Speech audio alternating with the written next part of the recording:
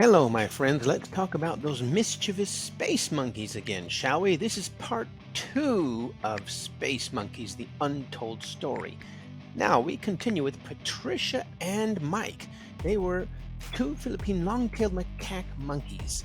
On May 22nd, 1952, they flew in an Aero B rocket from Holloman Air Force Base.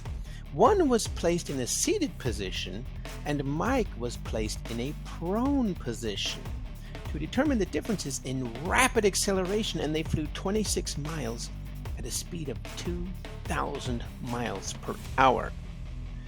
However, they didn't make it to space because, remember, space is at 100 kilometers at the Kármán line. So that's considered space. So they weren't technically space monkeys. Weirdly enough, they were accompanied by Mildred and Albert, two mice.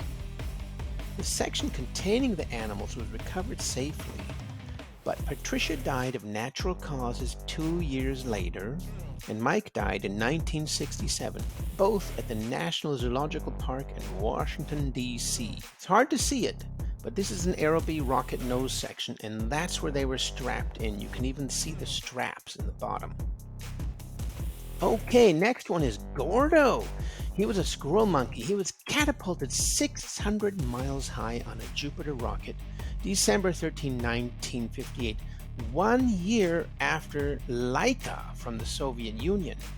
And we finally have a picture of the monkey. And that's the monkey, in case you were wondering. Gordo's capsule was never found. He sank into the Atlantic about 1,300 miles south of Cape Canaveral.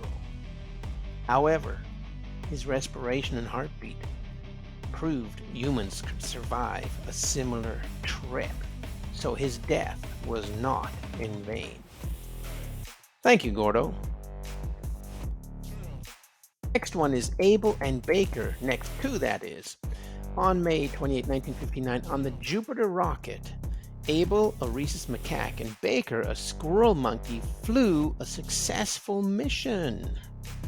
Now, this is the Jupiter rocket, and they traveled 10,000 miles per hour and withstood 38 Gs. Our pilots do not withstand 38 Gs. I think 8 Gs is the most they have to take. And not fun, eh? Look at that. So, a 60-minute flight with Able and Baker, 9 minutes of weightlessness. They traveled 1,500 miles downrange from Cape Canaveral to the Atlantic Ocean near Puerto Rico, where they were recovered by the USS Kiowa. And this was a big deal because they were the first two primates who survived space travel. Able, who flew on the first mission, May 1959, is still on display at the National Air and Space Museum. You can go see him today. Next two is Sam and his wife. Yeah, Sam had a wife. So Sam, first of all, flew 1959, December 4th. Wallops Island, Virginia, not Florida. I don't know why. Sam flew on Little Joe 2 in the Mercury program. Now, this was mostly to test the Launch Escape System, LES. That's these rockets here that pull the capsule away from the rocket and launch vehicle into safety. So this is what it looks like. And about 1 minute into the flight at a speed of 3,685 miles per hour, the Mercury capsule aborted. It was a planned abort from the Little Joe launch vehicle. They reached 51 miles of altitude. And Sam was recovered hours later with no ill effects. So this was great. Now, Miss Sam, his wife, we have no pictures of Miss Sam, but she probably looked something like this. And she was also launched to test the Launch Escape System in 1960, January 21st. She reached 1,800 miles an hour at an altitude of 9 miles. She landed 10.8 miles downrange from the site.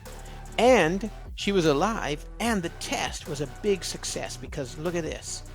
This is the actual test. And there it breaks up the rocket, and boom! The launch system takes it away from the launch vehicle, and into safety. That's exactly how it's supposed to work.